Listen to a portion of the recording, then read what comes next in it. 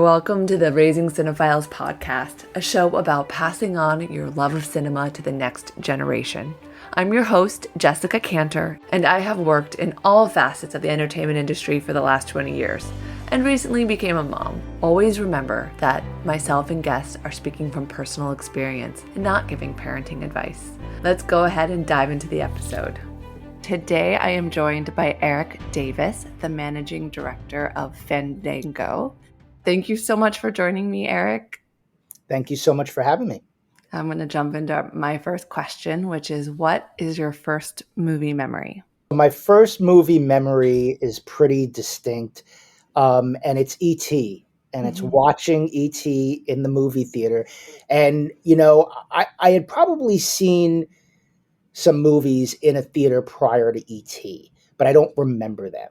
And so the experience of watching E.T. and why I remember it is because it was the first time I ever cried, openly cried, watching a movie. And it was that film. And I remember having to sit there. My mom sat with me through the credits because I was so emotionally wrecked as a little child when E.T. left. And it was the first kind of time that, and I even find myself getting emotional like all these years later telling the story, because it was the first time like I really realized how impactful film can be, even when you're at such a young age. And it was the film that just made me fall in love with not just movies, but like going to the movies. And even though I was really like wrecked, I kind of remember that as like, wow, I never thought like a piece of entertainment could kind of get into my soul in this way. Do you remember around how old you were? I was probably about, I want to say 6 or 7. So I was like right on that, I wasn't a little kid, but I hadn't really moved into puberty, or I hadn't really moved into that area of my life yet. So I was in this window of like, starting to realize a little bit more about the world and myself, but not necessarily, not necessarily moving on to the next stage. Yeah. And I think in development, from what I've read, I'm not an expert, so I'll just preface that children start to feel empathy, like true empathy, when they're around 6 or 7. Yeah. And so that it doesn't just surprise me that you're around that age when you realize beyond yourself and the feelings in yourself that it's an art form. So what was movie going like after that experience? It was somewhat of I would say a safety net for me. I was a kid that I moved in 3rd grade to a new area, and I had to make new friends, and I always had a hard time keeping a lot of friends. I always only had 1 or 2 friends, and I wasn't like part of like a group. I didn't have a crew. So I was usually like with 1 buddy or 2 buddies, and not going to parties or not going to anything else but the movies. And really like that was, I wanted to be at the movie theater every week.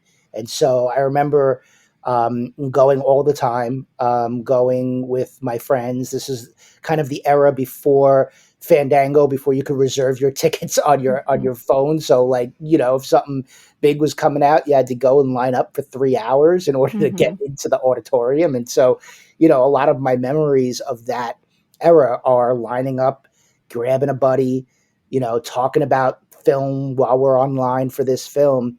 And, going to movies with my parents. My father was a huge movie buff. My older brothers were too. And so a lot of their, I guess, movie, their movie knowledge rubbed off on me. And I would wind up going, with my brothers to these little art house theaters in New York City to see films that I probably shouldn't have been watching at that age, because they were watching me for the night. And they're like, well, we're going to see, this indie art house movie, so you're coming with us. And just seeing those films. And I would say like the next big moment for me after E.T. was watching Jurassic Park for the first time with my father. And it's interesting. It's like the biggest 2 the most impressionable two movie-going experiences. One's with my mom, E.T., the other is with my father watching Jurassic Park. And those early 90s is when surround sound first was introduced.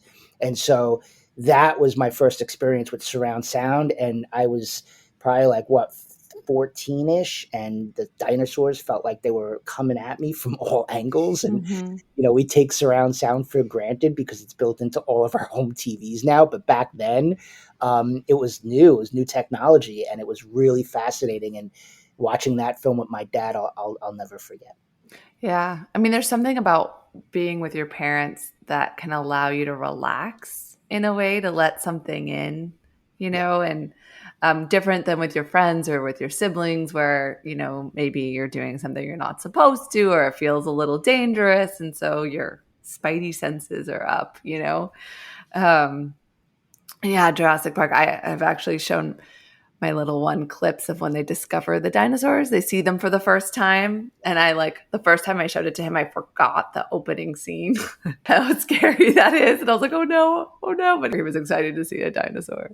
Yeah, I mean, for me, there's just something about Steven Spielberg, and the two movies I cite have Spielberg all over them. And I think that I think there's a reason why he's such a legend in filmmaking, because he really knew how to kind of deliver you experiences that kind of penetrate all of your emotions, sometimes at the same time. And so a lot of my early memories are wrapped around, Steven Spielberg films, either that he directed or like Back to the Future, which is one of my favorites he produced, and so, a lot of my early movie going journey is tied to Steven Spielberg. Yeah. It's interesting, but like all three of those films, I feel like have in common this lens from it, like slightly innocent and a feeling of awe. Yeah. Even though the messages get bigger and the stories have more meaning, and but they like stem from that looking at the world with innocence and awe, which is such a great way in. It's a beautiful way in. It is, and people ask me all the time, what's your favorite movie? And I'm just like, well, what was I watching when I was a kid? And I feel like that for us, at those ages, it's the movies that we connect with the most are the ones that stick with us for the rest of our lives. And so like somebody asked me, what's your favorite movie? I'm not going to say something from 5 years ago or 10 years ago. I'm going to go to when I was a kid. All three of those movies I mentioned, I was a kid. I was right in that sweet spot of, these were the movies that had me fall in love with movie making, and ultimately, is why I'm at Fandango now. Is those films from when I was a kid.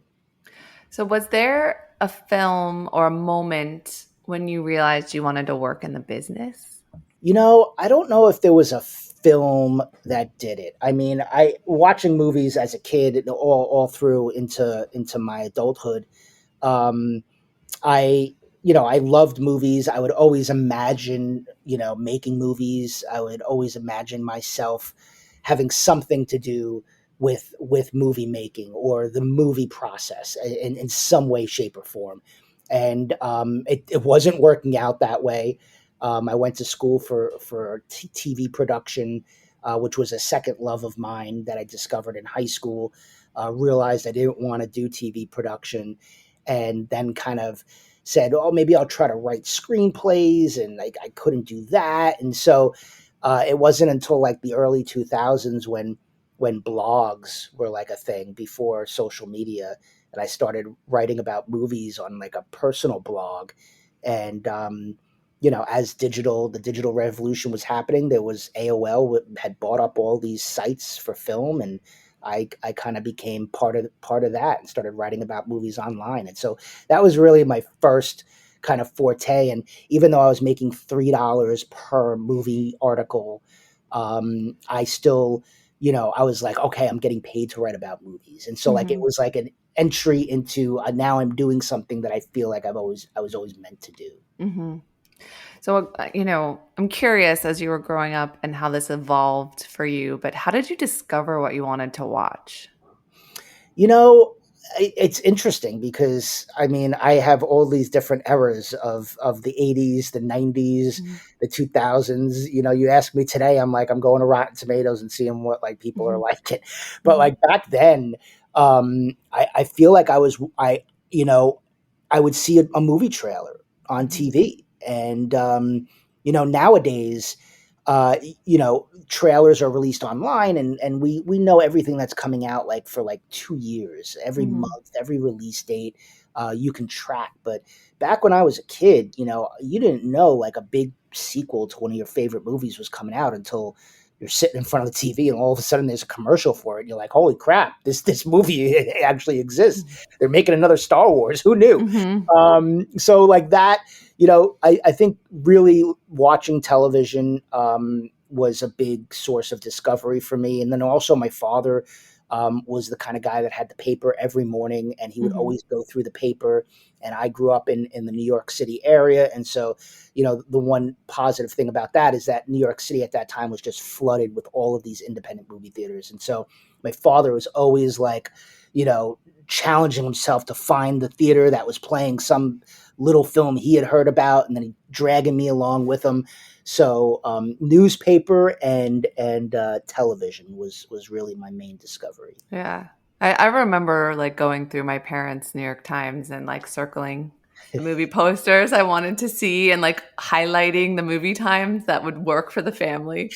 And I remember how important it was for me to get there early and see the trailers. Like it was so important. And I still am like, I get sad when I miss the trailers. Even now that we have seats assigned, I still want to get there early and have that experience of getting my popcorn and sitting down and seeing the trailers. And it's all, for me, part of the ritual.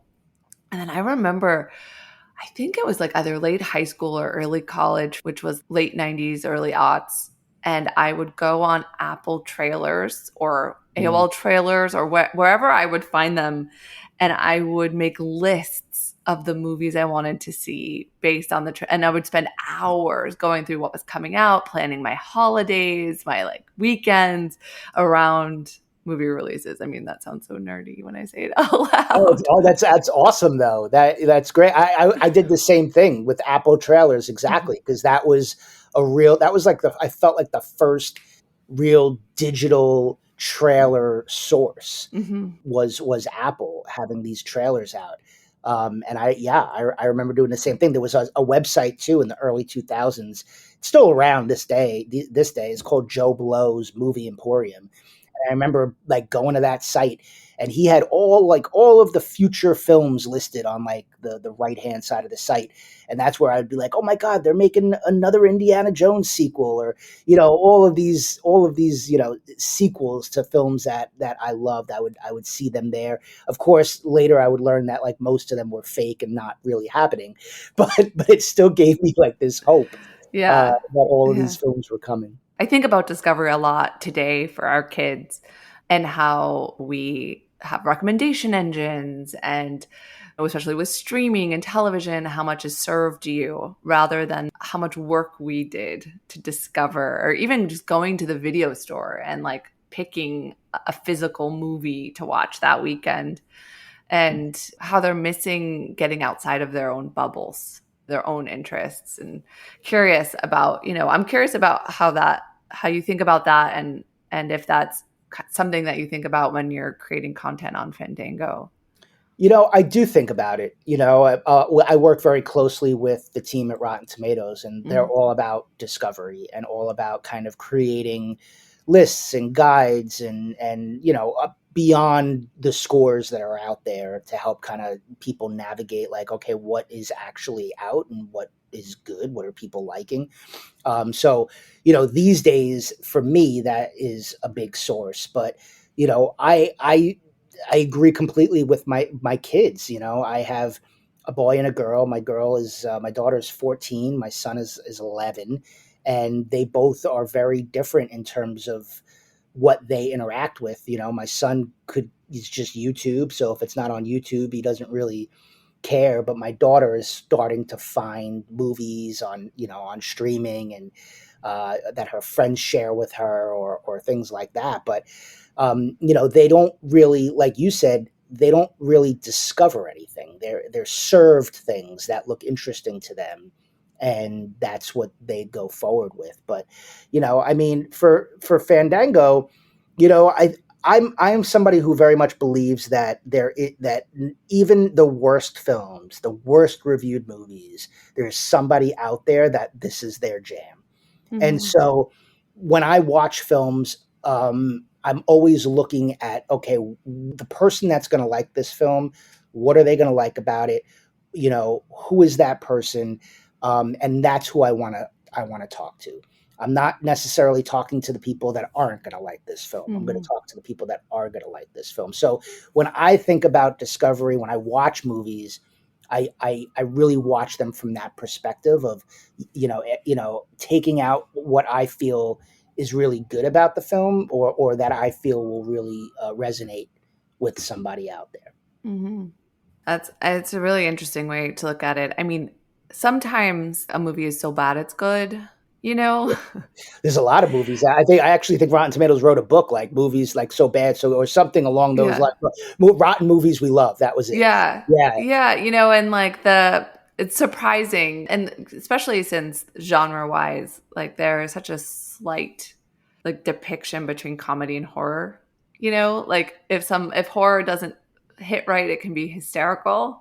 And even though it's not the filmmaker's intention, which sometimes can break my heart a little bit, like it still can find love in the world, even if that wasn't how you expected it to be received.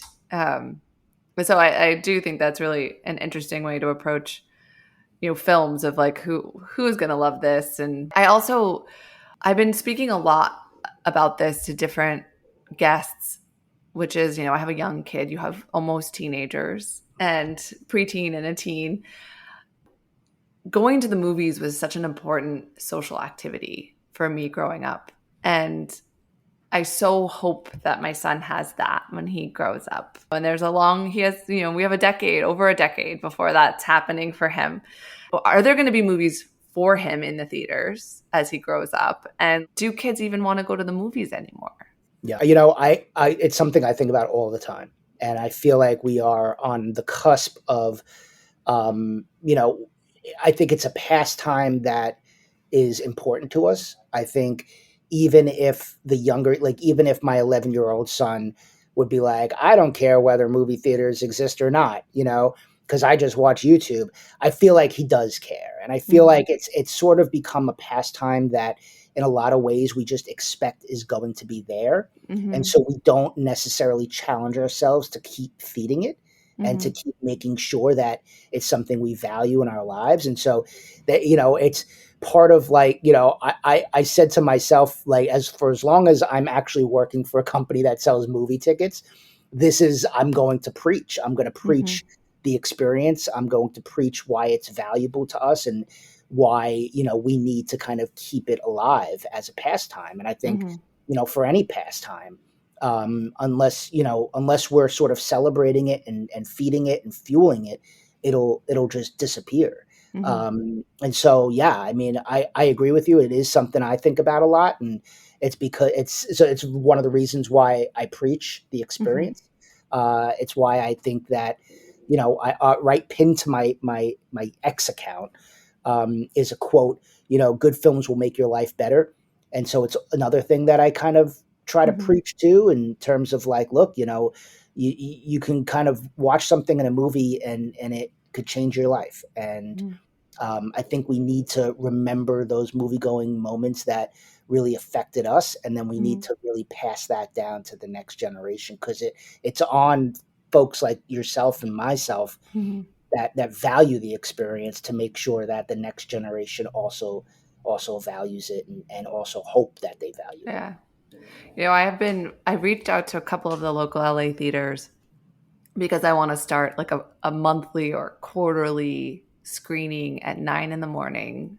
and call it my first movie experience, and screen something like The Red Balloon, or, that isn't too long, that's going to be magical, and invite parents to bring their kids to come for their first movie in an environment with other kids that isn't too precious, that has snacks appropriate for them, that whole thing, kids under 5.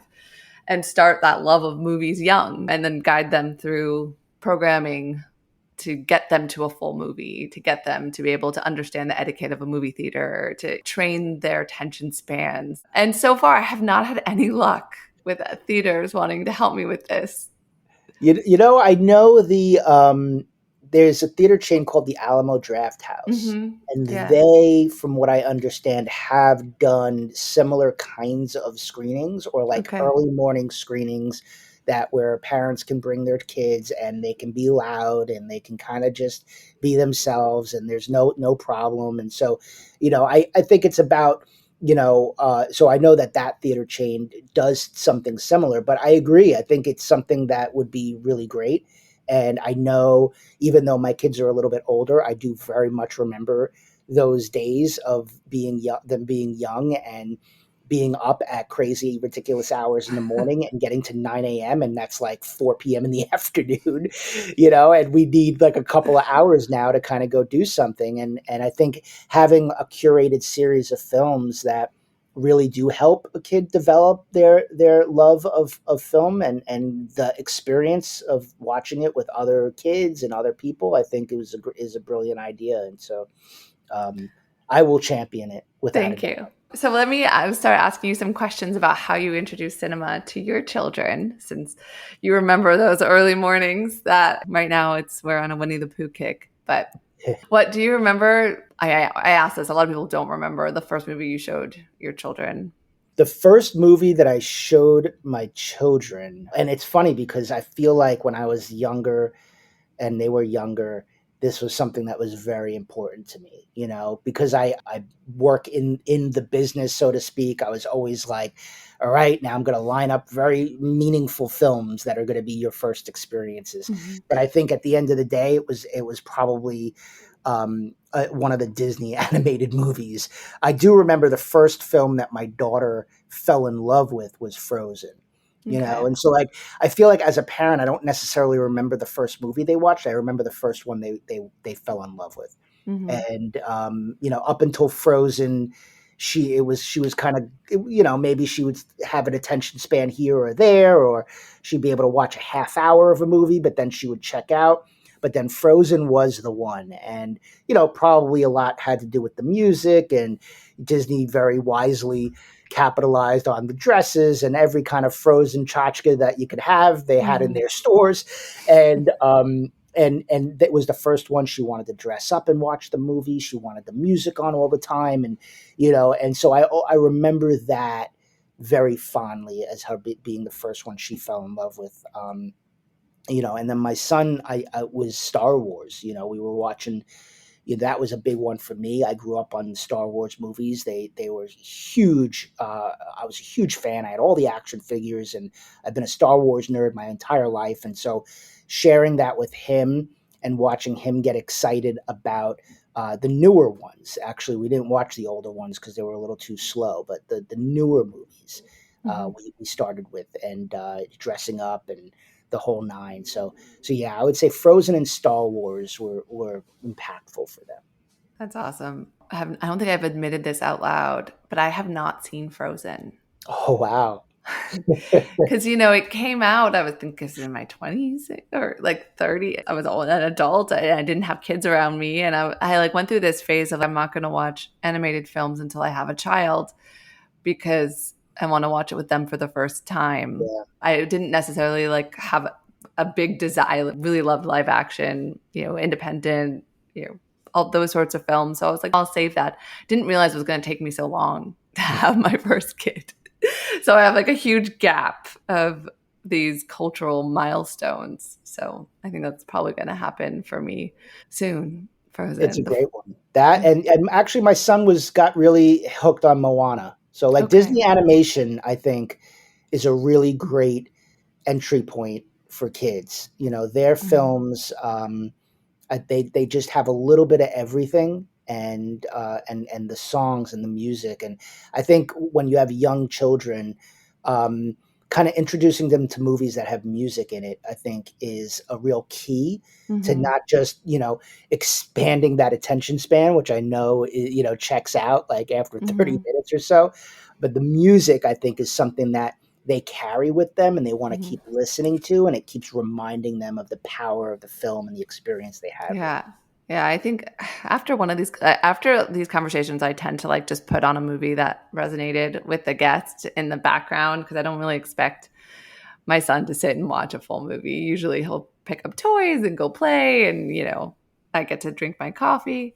And I put on Mary Poppins and I was surprised. He loved Dick Van Dyke. Anytime he was on screen, my son was glued to watching him.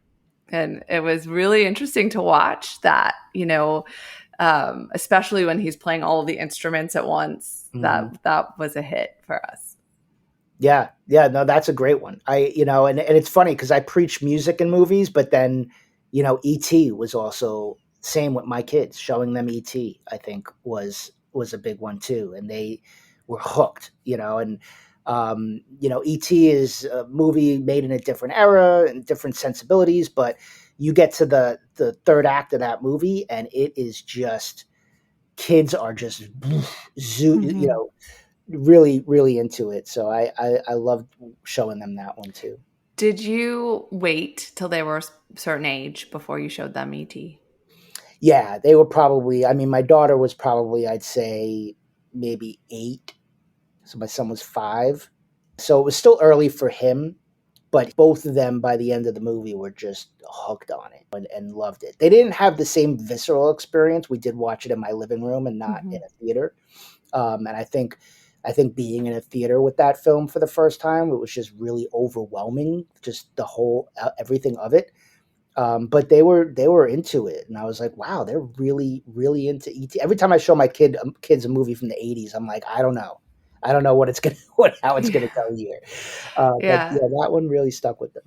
I mean, the scores of the John Williams scores, right? It was electric, yeah. They tell the story in itself, you just listening to the score. And so preaching music in movies, I think that works when you speak of such brilliant use of music in Yeah, I storytelling. agree. Is there anything surprising that your kids didn't like? Is there anything surprising that my kids did not like? I would say I was surprised when my son grew out of Star Wars, whereas I held on to it my whole life and it was always something that meant a lot to me. He had this burst of a couple of years of just being like all into Star Wars and then just sort of let it go. Mm-hmm. And so I would say um, that was a little surprising to me. And I mean, in terms of, you know, things that they didn't like, my daughter was iffy on Frozen 2.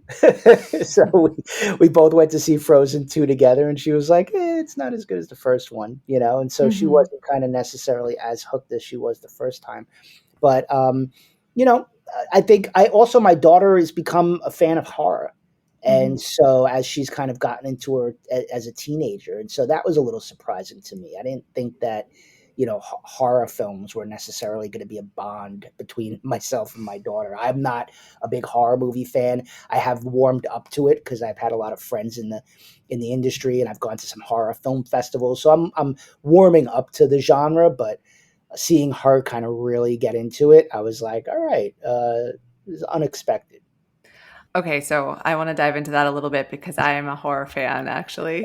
And I did not develop my love for horror until I was older because my parents didn't think I would be able to handle it. How did she discover that? I think she discovered it with Stranger Things, the Okay. Netflix series. So that was like the first TV show that she really obsessed over. Loved Stranger Things.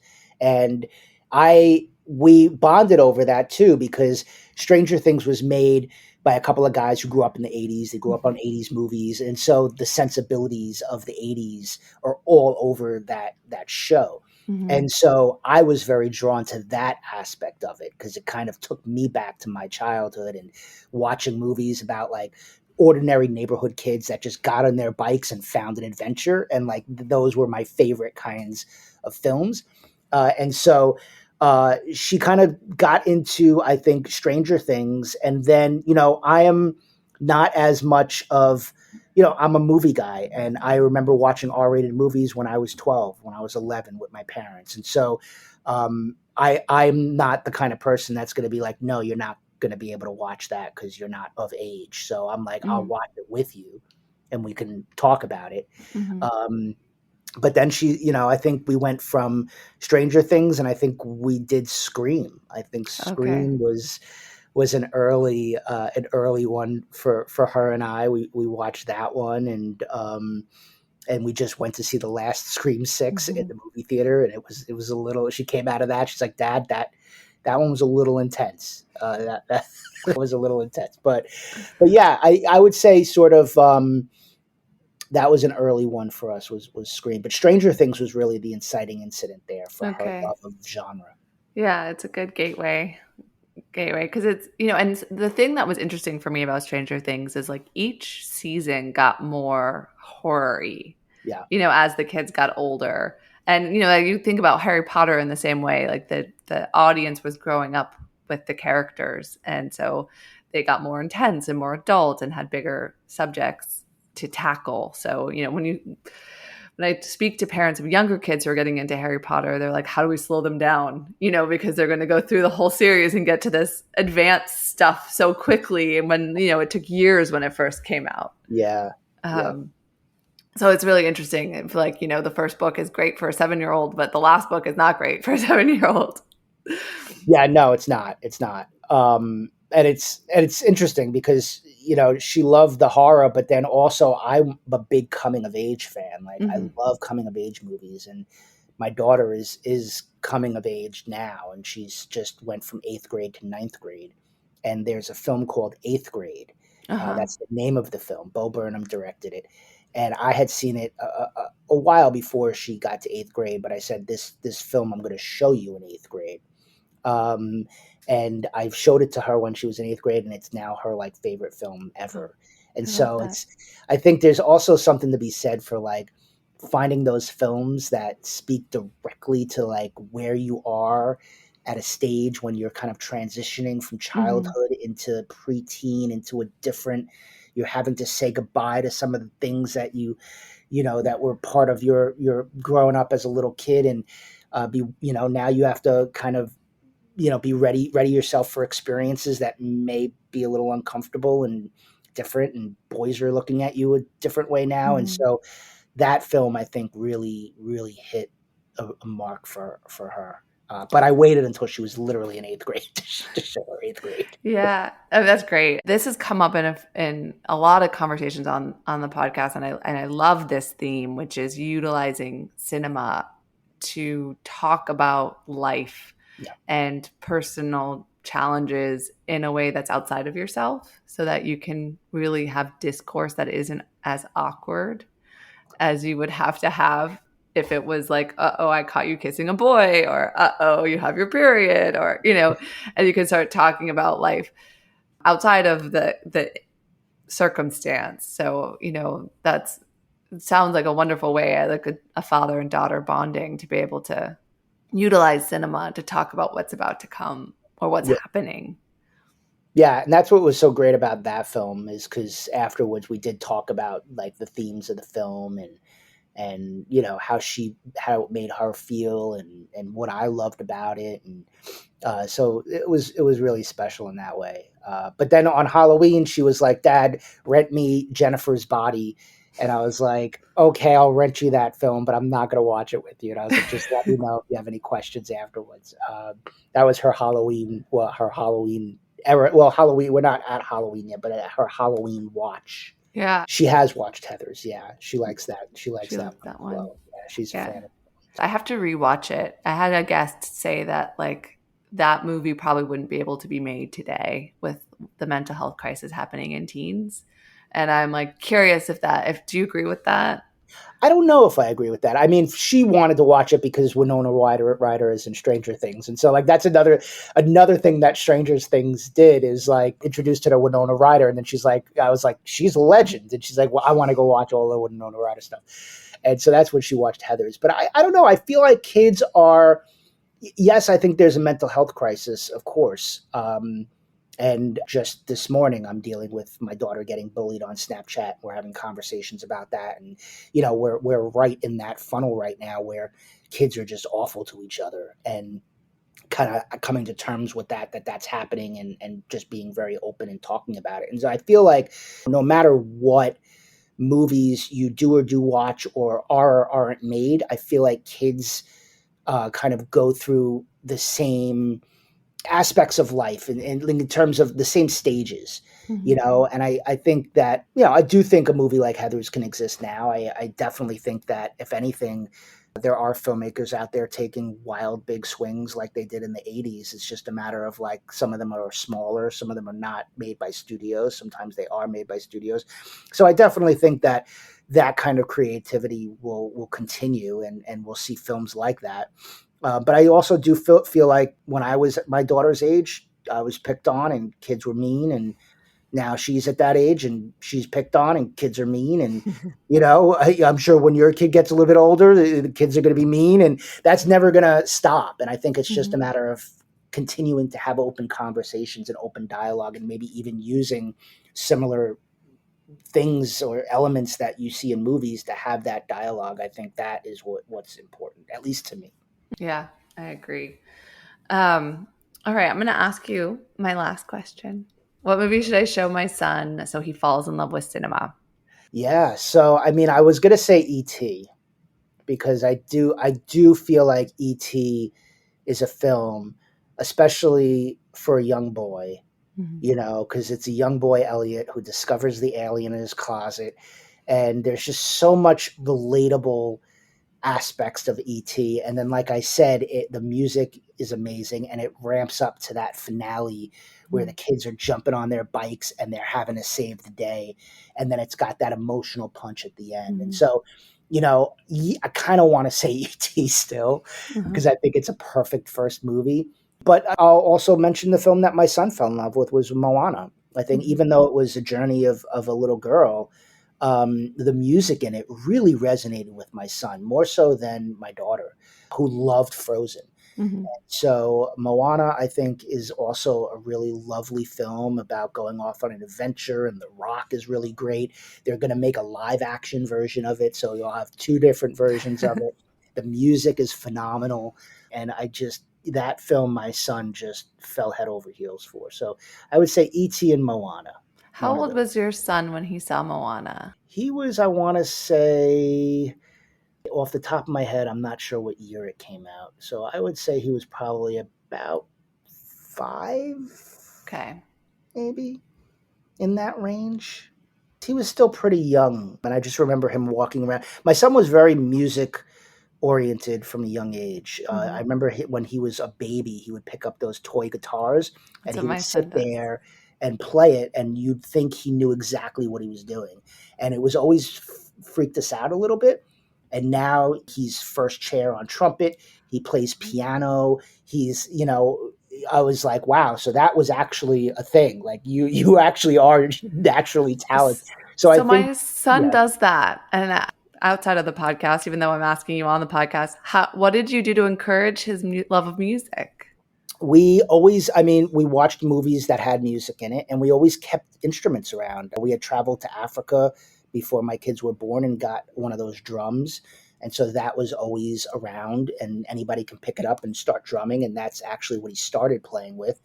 And then we would get him the little toy guitars. And once we saw how much he loved playing them, and especially we would put on the Disney movies and he would play along to the music, we just kept feeding him the guitars. And then we got a keyboard. And once he got into elementary school and they had to pick an instrument, he found the trumpet. And then now he goes on YouTube and finds old jazz songs to teach himself on the trumpet. It's like really weird, That's amazing. That's amazing. Yeah. And that was another thing we did. We listened to a lot of jazz. I feel like jazz at a young age, talking about jazz and the way the instruments all work together, and the way that how it's very unscripted and you can kind of jam out. And I remember driving to nursery school, we would always listen to jazz and blues and soul, and then I would have the kids guess which genre of music we're listening to.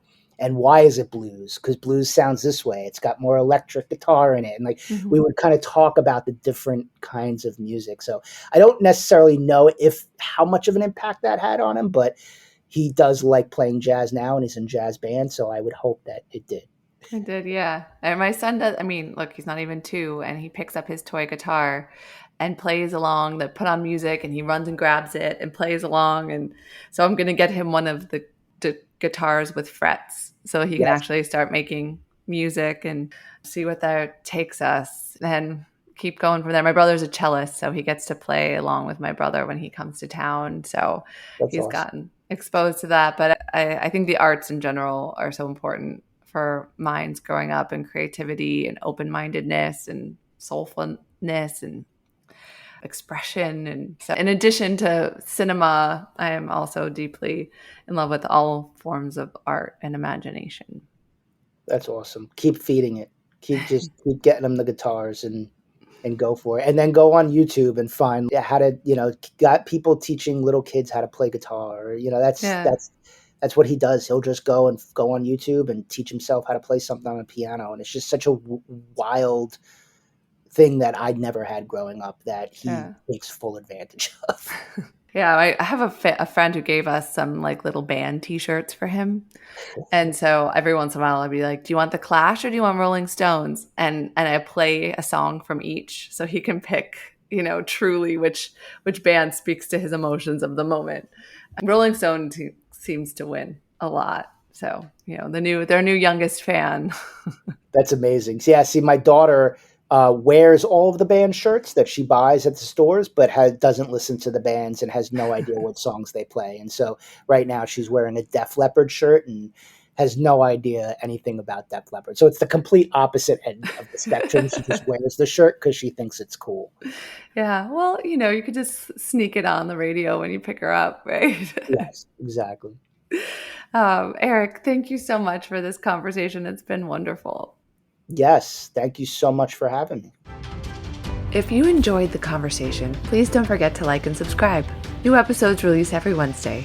And leave a comment and let me know which movie you think I should show my son. Until next time, take care.